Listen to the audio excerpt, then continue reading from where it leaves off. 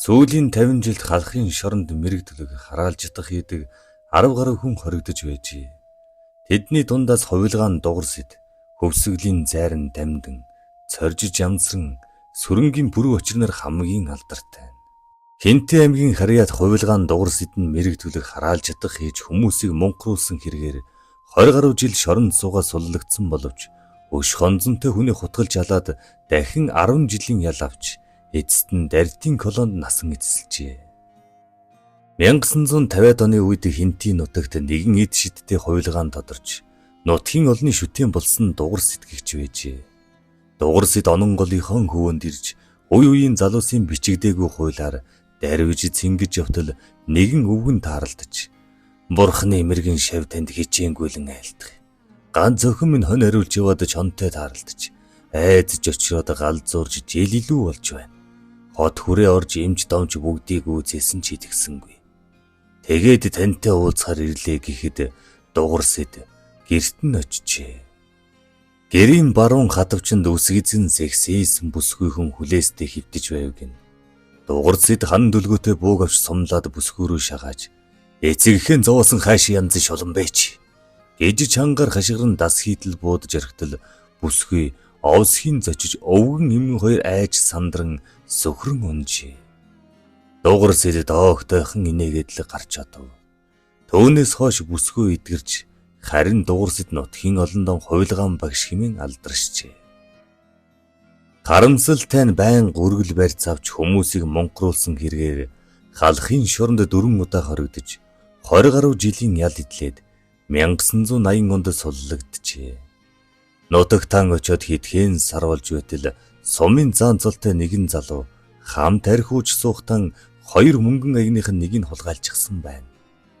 Дугар сэд нэгэн өдөр түүнтэй тааралдаад гэртэн аваач дахин архиар дайлжээ. Нэлээд халсны эцэст мөнгөн аягаан гаргаж уг нь надад ийм аяг 2 байсан юм. Ингээд чи хоёуланг нав. Гисээр араар нь тойрогтон дарган хийцэн хит хутга сугалж цээжрэн хүчтэй дүрж амийг нь бүрлэгсэн байна. Тэрээр халахын шоронд олон янзын хараалж ятах хийж нэрд гарсан бөгөөд зарим үед бороо ус хариулдаг байсан гэдэг. Мөн Хөвсгөл аймгийн Тариалан сумын харьяат Сүрэнгийн бүрэн очир мэрэг төлгийн хэрэгээр олон жил шоронд суужээ. Бүрэн очир нь хараалж ятахыг сайн хийдэг тул хүмүүс айж бишүрхдэг байж хомсын чинээ түүх юм ах 41 ширхэг шар будаагаар хараал хийж 41 өглөө шар будааг нэг нэгээр нь цацдаг байсан гэдэг. Гяндангийн 105 номерын өрөөнд Ц Батсуур 104 номерын өрөөнд Эс бүрэн очир суудаг байжээ. Гэтэл тэд нэг өдөр маргалцсан байна. Хөгшин хоньны насгүй байж янз бүрийн хараал хийж байхan болоор ер нь чиний хараал хийдэг гэж юу байсан юм гэж Батсуур харахчээ. Бүрэн очир бохимдож за яах вэ? Би чамайг гүйцээхгүй. Дутуу орхиж насан турш чин тамлна гэж занаад шөнжөнгөө нойргүй хонсон байна. Хамт хоригдож байсан Галзуу Чулуунбаатар Эс бүрэн очир ахаа та унтааж ихэд шөнжөнгөө хүнжлөөн толгой дээгүүрээ нөмрөөд 4 хөллөө твтчихсэн байна. Би чин зүгээр үү гэхэд 2 нүдэн жасуулаанаар эргэлдэж дасралтгүй майн мэгдсэн шившиж их л аимшигтай болсон гэдэг. Тэгээд Чулуунбаатарыг дуудаж надад ус хөө балангуруу хэрэгтэй байна гэжээ. Чулуунбаатар наарныхаа банцнаас зоргодос гаргаж шатаагаад хөө гаргаж ноормынхаа далхыг базаж балин шиг юм хийж усны хамт өгсөн ажээ. Тэдгээрийг аваад янз бүрээр илдвлэж жасуулаа нүд эргэлдүүлэн майн мэгзэм дасралтгүй уншсан байна. Гэтэл шүн дундын үед хажуу талын 105 номер дасныас хийгээд явчихж. Батсуур өрөөнийхөө төмөр хаалгыг толгоогоор нь зад мөрөөжээ. Өглөө 6 цагт гяндангийн хоригдлууд бие засах гэж сураад гартал Батсуурын амнаас нь шүлс, нүднээс нь нуух гоожчихсан нэгэн жигтийн гүлийгэл салга өвчтэй мэт болчихсон байж. Харин бүрэн очир хэдхэн хоногийн дараа цаазлуулсан байна. 25 мянгатын жадан багийн хэрэгээр цаазлуулсан гэж өдгөө хүртэл хүмүүс ярьдаг.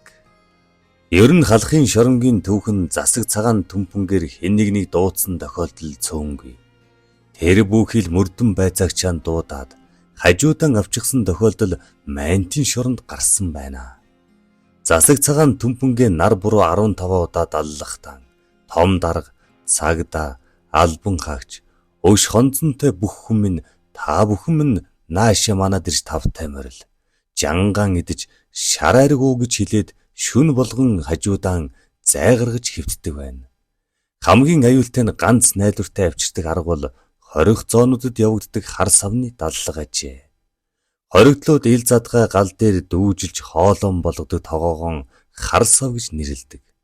Уг даллагыг үлдэхдээ дуудсан хүнийхээ нэрийг муутуу цаасанд бичээд 3 цагаан чулууны хамт хар савндан хийж нар буруу 15 удаа эргүүлж далладаг байна. Хорих газар иймэрхүү дуудлагыг маш сайн хийж мэргэсэн тусгай хүмүүс байсаар иржээ. Түүнээс биш хулгайч болгон хар саваар хүн дуудаж болдоггүй байна. Хэрвээ уншлах шившлэгийн буруу хийвэл өөрийнхөө төрөл төрөстөөс хэн нэгнийг дуудчихдаг тал бий гин. Зөв зүгээр ажиллаа хийж явсан хүн нэг л өдөр болчингүй үйлдэл хийгээд шоронд ордог нь хар савны даллагад өртсөн байх ч магадлалтай гин.